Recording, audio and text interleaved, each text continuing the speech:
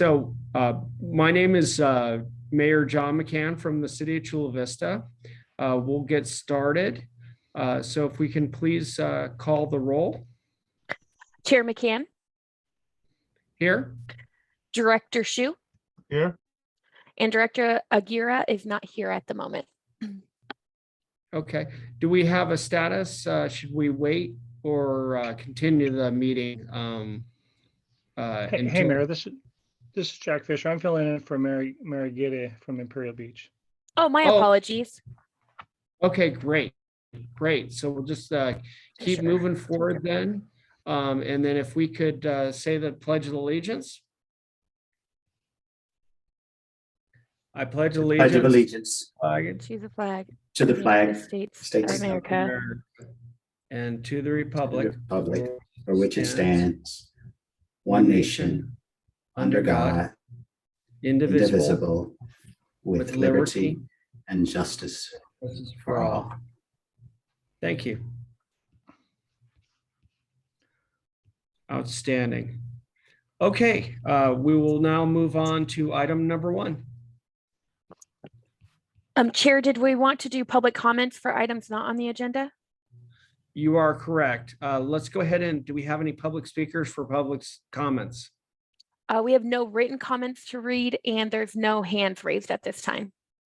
Okay. Sandra, next slide, please. Next slide. Perfect, thank you. Are there any items to be added or withdrawn or for the agenda? Okay, we will then go ahead and go to the first action item on the agenda after, since there are no public comments, and start with the regular meeting here. So the treasurer's report. Thank you, Mr. Chair. Good afternoon, Finance and Risk Management Committee. I'm Dr. Eric Washington. I am the Chief Financial Officer and Treasurer here at San Diego Community Power, and I'll be presenting item 1 this afternoon, the Treasurer's Report for the period ending December 31st, 2022, which marks our year-to-date 6-month period. The recommendation to this body is that we advance this item with the recommendation to the board at the upcoming board meeting to receive and file the Treasurer's Report for the noted period ending 12/31/2022.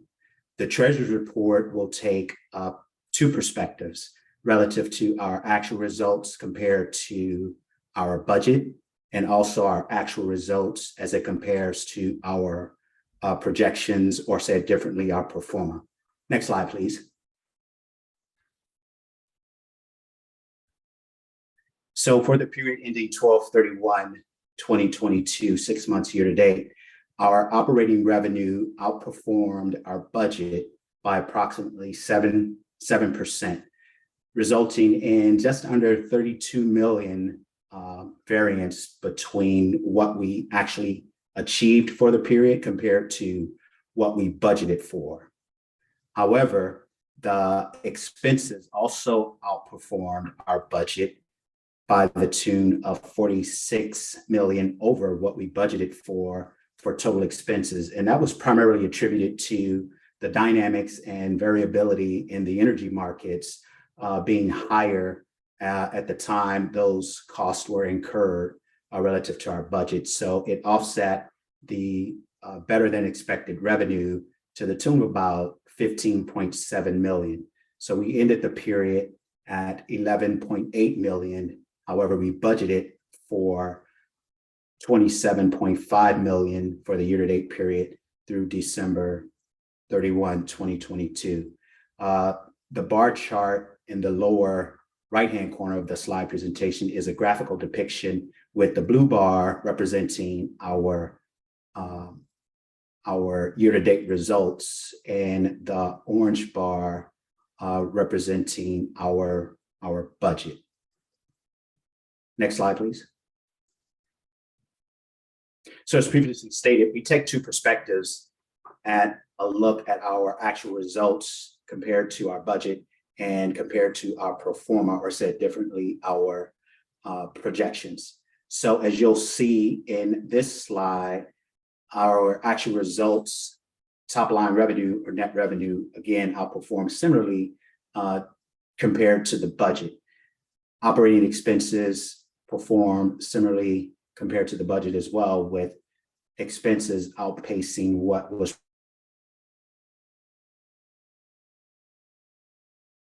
so, with the net position being lower than what we actually in what informed our projections at the time those projections were developed. Next slide.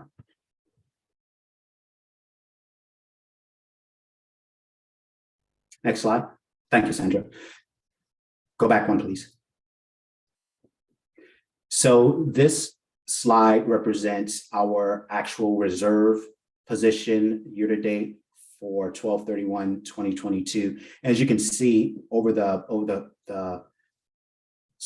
periods presented in this slide, our reserves has ebbed and flowed, again influenced by the energy markets, which sometimes require us to lean into our reserves to make sure that we can cover those commitments and obligations, as well as having access to a credit facility to sort of shore that up as needed.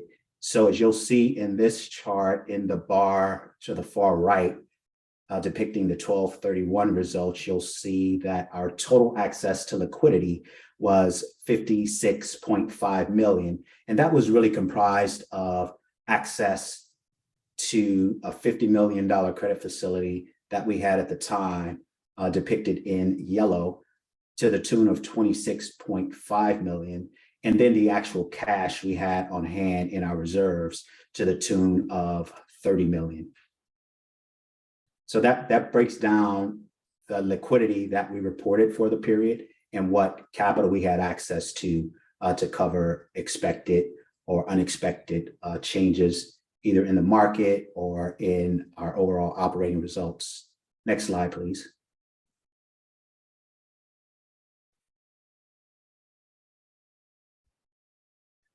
So this slide really pulls together from a liquidity perspective, kind of where we are, where we actually landed for the period, and then also what our goals are and our targets are. That was informed by our strategic plan and targets set during that period. You might recall also recently we had a similar conversation during our last board meeting when we were having discussions around setting our rates. So the goal, we met 18% of our goal, and that goal was to develop a reserve target of $171 million, which was a target for fiscal year 2023. And you'll see the liquidity again restated at $56 million, with the yellow representing the cash on hand, and then the blue bar representing the access to the line of credit that we also had during at the time of the reported period.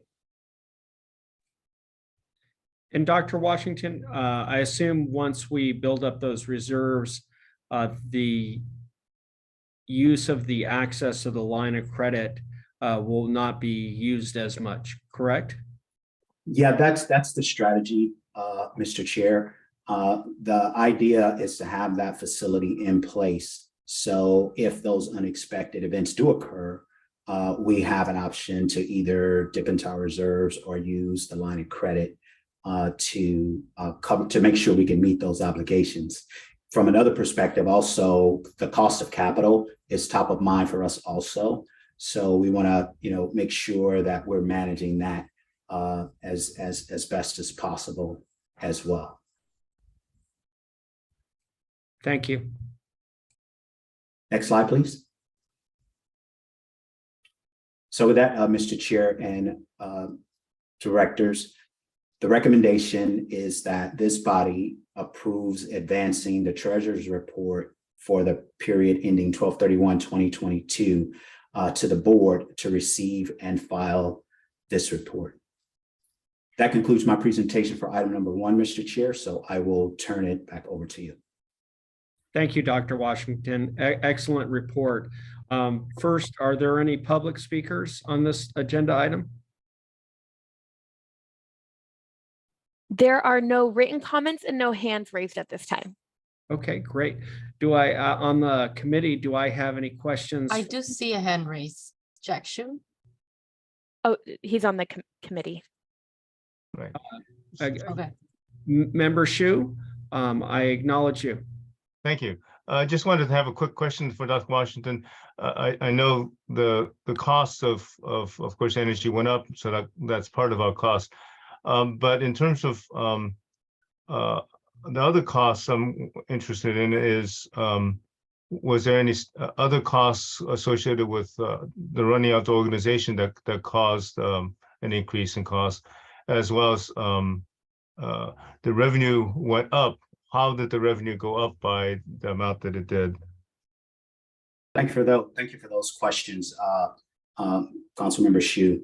So the revenue went up because our participation rates outperformed what we actually budgeted for and actually what we baked into the projections. So our participation rates remains relatively high in the 95 to 97% participation rate. So we actually have, I believe we have the highest participation rate among all the CCAs in the state. And with regard to the other expenses, and you'll see in item number 2, we actually achieved some savings in the non-energy cost area overall.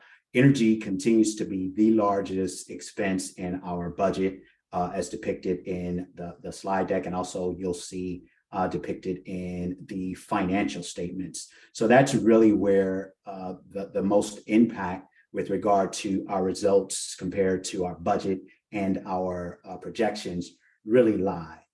And those markets have been relatively volatile over the last at least 8 to 12 months. Great. Thank you. Thank you for the question. Do we have any more questions from any of the board members? Seeing none, what I'll do is I will make a motion to go ahead and approve this and move it to the main board. So moved. Do I have a second? I'll second. I have a motion and a second. Please vote. Chair McCann, how do you vote? Aye. Director Fisher, how do you vote?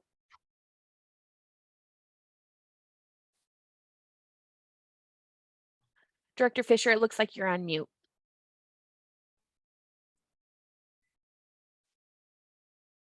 I'll go to Director Shu, how do you vote? Aye. And then Director Fisher, are you able to unmute yourself? Yeah, I. Thank you. Motion carries with all committee members voting yes. Thank you very much. Item 1 carries unanimously. We'll now move to item number 2. Thank you again, Mr. Chair. I will be presenting item number 2 in conjunction with Tim McLamott, our finance manager at San Diego Community Power. So we're seeking similarly a recommendation from this group to advance our preliminary budget to the board for approval at the upcoming board meeting to amend our fiscal year 2023 budget to reflect the total operating revenues of $9,929,792,000 and operating expenses of $769,021,000. Next slide, please. So this budget amendment is in line with our board approved budget policy and also in line with the mechanics of our overall board development process. So this item will go to the board for approval in February, which aligns with the timeline and would be in compliance with our board approved policy. So comparatively speaking, the bottom row represents the amendments to the budget. The top row is the budget as approved by our board back in June of 2022. Next slide, please. So this slide shows the deltas or the differences between what was approved by the board back in June and what we're effectively presenting to the board for approval this month at the board meeting. So again, the operating revenue aligns with the action that the board took back in the January board meeting with regard to the rates that was approved by the board. So that is now brought forward to the board amendment, to the budget amendment, I'm sorry. And then the operating expenses also, as a result of the increase in energy costs, we're recommending an increase to that budget line item. Again, primarily centered in the cost of energy. Outside of the cost of energy or our non-energy costs, there will be some minor movements within some of those budget items, but those are all covered by savings as a result of some factors, which we'll get into shortly. The budget amendment also brings forward the operating results, our net position, that will ultimately feed into our reserve, moving us closer to our reserve targets. Next slide, Sandra. Yeah, hi, Chair McCann, Director Hsu, and Director Fisher, Tim Aguilar, Finance Manager at SDCP. So kind of getting into a little bit more of a detailed breakdown in relation to what Director Hsu asked earlier. This is just showing the budget breakdown by category for those high-level numbers that Dr. Washington just showed earlier. Revenue and cost of energy are exactly what we showed last month when we did the rate setting conversation with the board during the January board meeting. And so you can see, as we talked about last month, we have a higher revenue amount based on the rate increase that was approved and effective February 1st. Cost of energy is up over what we adopted in the budget last June, exactly how we mentioned it last month, with cost of energy just increasing by so much. Every other category below cost of energy, we lump together as non-energy costs, but we also consider them to be costs kind of under our control. And so from the adopted budget from June compared to now, we are proposing lowering those appropriation amounts for each of those major categories, slightly lowering it, but still having a savings in each of those categories. With the rates increasing last month, I think it's important for SDCP, and I think we've been doing a good job with just controlling costs and trying to keep our costs under budget as much as possible. And so that's kind of reflected in these numbers here with these lower appropriation amounts in each of these categories. The one that I will highlight is personnel, with the adopted budget being at 8 million and the proposed amended budget being just under 7 million. That has everything to do with the pace of hiring. The board last June saw a hiring plan that thought we would get up to 40 people by the start of January. That hasn't materialized. At least it didn't materialize what we thought back in June. We're at 31 people now, and so that savings there has everything to do with just the pace of hiring. And then all that's to say this reduction in non-energy costs and then the increase in energy and then revenue translates to what Dr. Washington mentioned earlier with the $147.8 million net position difference. Next slide. Thanks, Tim. And so that contributes to that net position, which ultimately feeds into our cumulative net position on which our days cash on hand is calculated. But before I go into make any further comments in that regard, I'd like to direct your attention to the table up at the top, specifically the right-hand column, where it shows again differently the differences between the amended budget and the adopted budget, specifically to the non-energy costs, just to really kind of drive home the point that Tim McLamont just pointed out. Non-operating expenses, we experienced a savings of just under 4 million.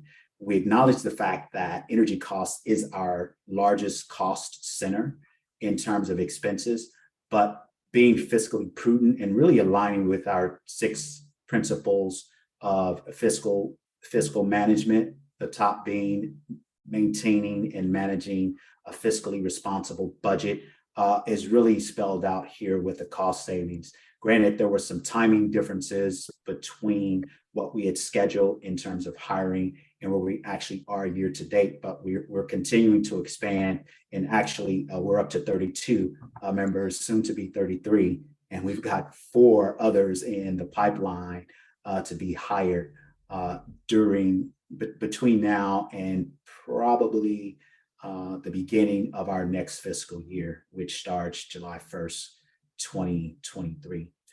But then again, at the last roles, the 3 roles at the bottom and the smaller roles really shows our net position and how those contributions feed into, from a cumulative perspective, us achieving our days cash on hand, or said differently, days of liquidity available of 96.6 days. And this does not take into consideration any access to unused availability to credit. This is purely the cash that we are projecting that we would hit at the end of our amended budget cycle, as of which ends June 30, 2022. So this puts us in a position to hit one of our 2 strategic goals from a days cash on hand perspective. The first being 90 days cash on hand. So as you can see from this table, we'll actually achieve 96.6 or somewhere thereabouts, assuming that the projections that we're using and the analysis that we've conducted based on the best information that we have at the time, that's what the analysis, and this is what the projections are presenting and actually informing us of. Next slide. So kind of looking ahead a little bit, last year our board adopted through our budget policy this timeline that you guys see in front of you.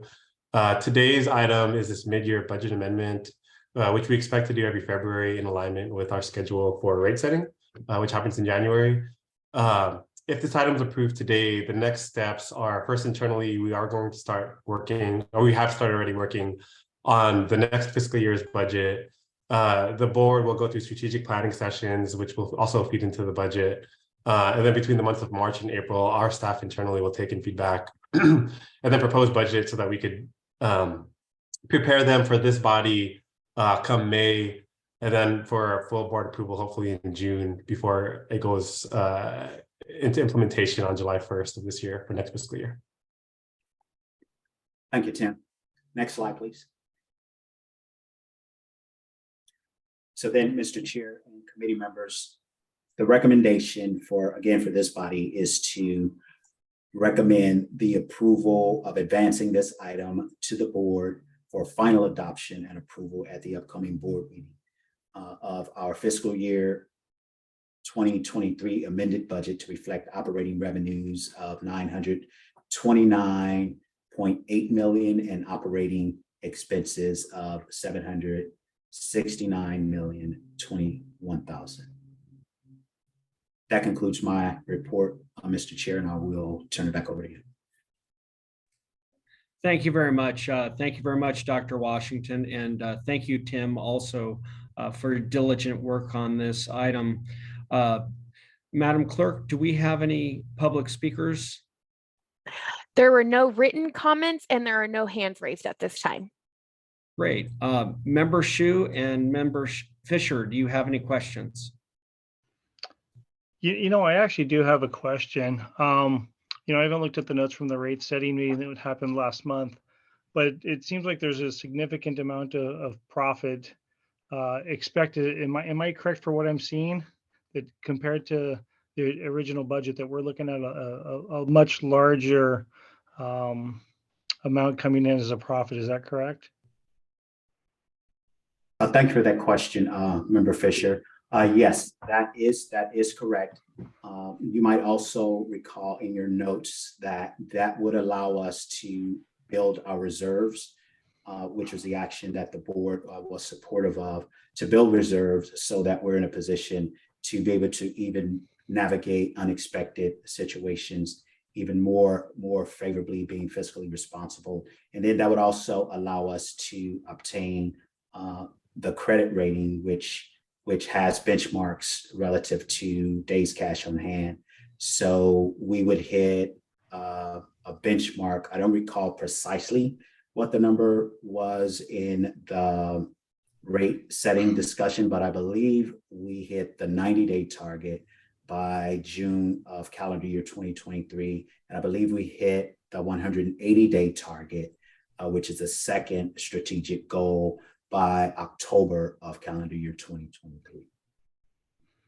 Well, again, I'm just curious. Again, I don't have the notes in front of me, but does this profit, again, I know that these benchmarks are super important. They get us to where we want to be as a business, and I think those are extremely important. But I want to make sure that what was promised by San Diego Community Power to the residents, so I can't speak of any of their municipalities, I can speak of Imperial Beach, but they were told that there would be a 2 to 3% savings from being on SDG&E's plan. And I think that I've voiced some serious concern, because earlier last year, because of SDG&E's actions, these commitments weren't made or met, I should say.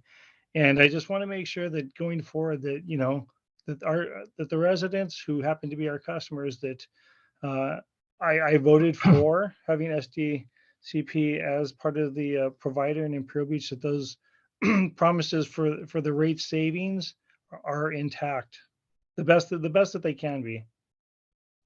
Yes, that's a really important point that you raised, Member Fisher. So we, during the rate setting meeting and rate setting discussion at last board meeting, we were able to provide 3% value proposition compared to San Diego Gas and Electric for the generation rate, on the generation rate. So that's factored into our amended budget.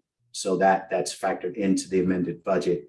And we don't actually call our bottom line results net profit, because we actually use that net position to fund and invest back in the community through various programs. So you might recall from the rate setting discussions, with the rates that were set and our ability to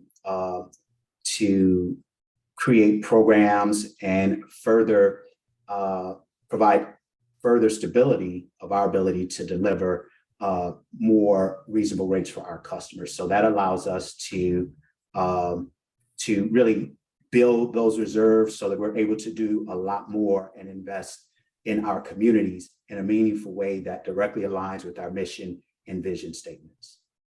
So really good question. Thank you for that. No, I appreciate the honest and open answer to it.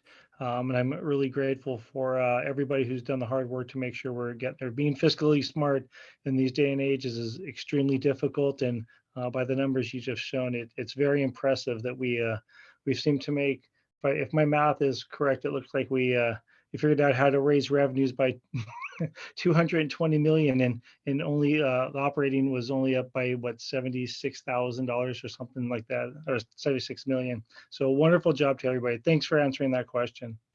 You're welcome. Thank you again for the question. So Dr. Washington, I have a few more questions. So first of all, thank you for clarifying the terminology. We don't make a profit. We're not supposed to make a profit. We're supposed to increase our revenues so that we can even make even a greater savings in the future. So one is, I just had a question on one of the charts you had, uncollectible revenues. Is that people that don't pay their electric bill? So we conservatively include an uncollectible factor in there, particularly at this juncture, because we've just enrolled a significant number of residential ratepayers. And so we wanted to make sure that we built in a cushion to compensate, not compensate, but to take into account the possibility of a good number of ratepayers being in a position where they are unable to pay their bills, which if they're unable to pay their bills, then that would be revenue that we would not actually be able to collect. So we factored that in. And I believe we factored in for the amendment 1% of our gross revenue in terms of identifying uncollectibles, earmarking those ratepayers that may have difficulty or may be unable to pay their energy costs to San Diego Community Power. Mhm. Does that answer your question? Yeah, I that's why I figured that's good. And we went from 7-some million to 9 million in terms of increase in potential uncollectibles. This is a projection in terms of how much money energy is going to cost and what our revenues are going to be. Of course, from the earlier item, we saw that, hey, we didn't make budget in some areas and some things went up, and we didn't make the kind of revenue that we thought we were going to make. We're still okay.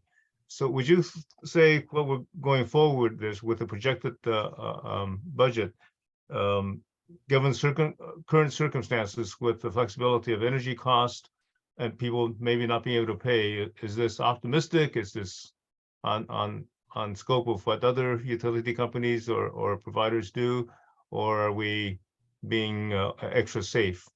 What would you say with regards to this budget going forward? Well, we've set the budget parameters based on the best information that we have currently. With projections and with the energy markets, historically, just over the past 8 to 10 months or 8 to 12 months, we've seen a constant expansion in energy costs. So those calculations continue, or those costs have continued to rise over time. And one thing I'd like to highlight, when we went through our budget setting process back in June, that became very evident to us that that was likely the case. So it's really hard to speculate one way or another what the markets will do. However, based on historic trends, we believe that the data that we have that we've analyzed to set and amend the budget, again, is the best information that we currently have at the time. And our team, I'd like to point out, we monitor those budgets and those projections really closely. We're in constant contact with our consultant. We're providing assumptions for them, and we're really tinkering with projections to make sure that they are as accurate as they possibly can be, with the understanding that there will be variability from time to time. But given the amount of attention that we really pay to those projections and the constant open communications that we have with our consultant, even from our finance team, with Tim and Chris, who's also on the call, with our power services team led by our managing director of power, Byron Vosberg, and his team, we're really rigorously reviewing and making sure that we are analyzing those projections so that we extrapolate from them the most accurate data that we possibly can in any given period. Great. So another question is, our budget doesn't include the county of San Diego and the city of, I guess, which of our other cities, National City, coming online. Is that correct? Because they're going to come online later. No, our budget does factor those components in as they come on later. So What it takes into account. are they coming up within this FY year? They will, as a matter of fact, they will. I believe we start enrollment, I want to say March, April timeframe. So they will actually occur in this budget cycle, which ends June 30. So here's a question that I could bug my fellow other cities. So when they come online, do they contribute an extra amount into the reserves? I'm not quite sure I'm following the question. What I'm saying is, Or do because they Community come? Power has been around for a while, City of La Mesa was one of our charter members of the group. We came in, and then for the past few years, we've been helping the reserves build, right? And in fact, for the next 3 months, we're going to be helping the reserves build. So when the county comes on and new cities come on, they're going to benefit from a reserve that we've already helped the organization have some little cushion here. Well, actually, Member Shu said differently. They actually contribute to our ability to continue to build our reserves. I So- understand from Yeah. the time they start. From the time they get enrolled and we actually start to collect rates from the ratepayers in those municipalities, they will start to contribute, and that's all factored in, including down to the timing when they actually enroll and they actually start contributing to the reserves. Yeah, well, another way to place this question though is, if they did not enroll in Community Power, would we reach the reserve goals of 90 days and 120 days sooner or later? Had they not enrolled, we would not have factored them into our projections and our calculations. No, but because- that's not what my question is. My question is, had we not enrolled additional populations into Community Power, I'm welcoming them. I want them to join, but had we not include them, would we reach our reserve goals of so many days of operating costs sooner or later? I can't speculate one way or another on that. That would be a further analysis that we'd have to conduct, which we're happy to do.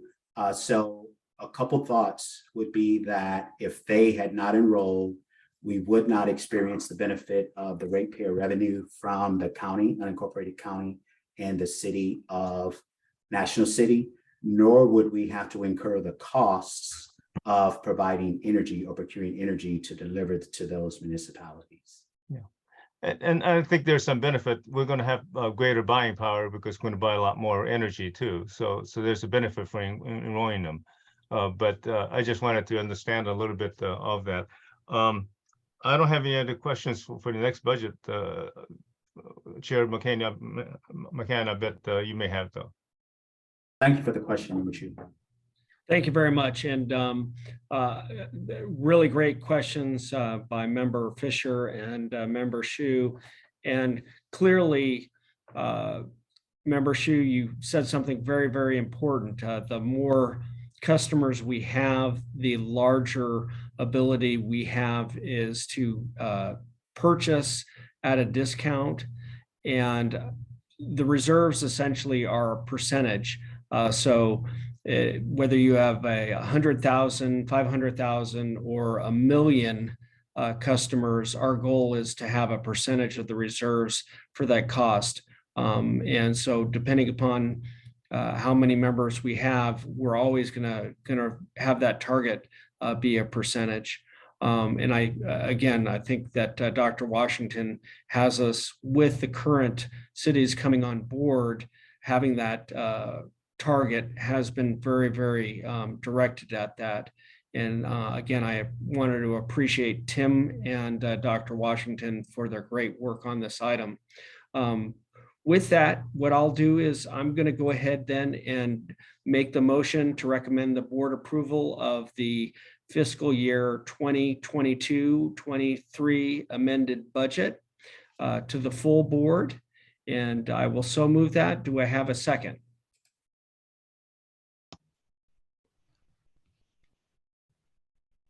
I think it's the other Jack's turn. Yeah, Fisher second, thanks. Okay. Director Shu, how do you vote? Aye. Director Fisher, how do you vote? Aye. Chair McCann, how do you vote? Aye. Motion carries with all committee members voting yes.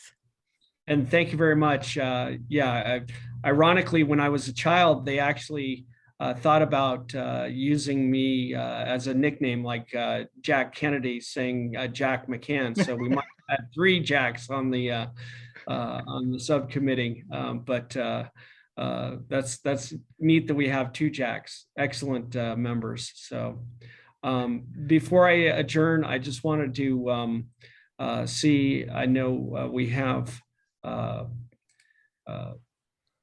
Karen Burns on the line, if she wanted to make any comments or any more comments by Dr.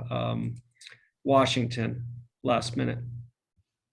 Mr. Chair, if I may, I'm sorry, Karen. I just wanted to thank you in this committee for your time and for your commitment to continue to contribute to our success. But then I also like to acknowledge Karen Burns, our Chief Executive Officer, who provides support and leadership, not only to the finance team, but also to the entire organization, and the support that Tim McNamont, our finance manager, provides to the finance team. And then also our analyst, Chris Doe, who's on the line. Just wanted to take a moment to acknowledge them, and as well as our general counsel. Thank you.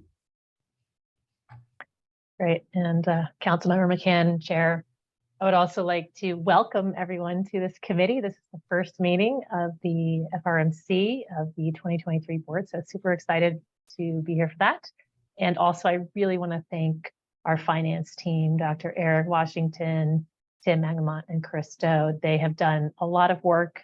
I get this and I try to poke as many holes as I can. And I'm never able to really do that, but I try. And so I really appreciate the hard work that I know and the thoughtfulness that goes into the work that they do for us. So thank you guys. Thank you very much. So again, I want to thank the two Jacks. So we got two Jackson and John. Again, this really is an exciting time for San Diego Community Power. I want to thank Karen Burns for her leadership. I want to thank Dr. Washington for his leadership, and we and the staff that's doing all the heavy lifting. We are building a firm financial foundation so that we will be viable, not just for this year, but in future years. So we will be able to bring good, clean energy for our customers.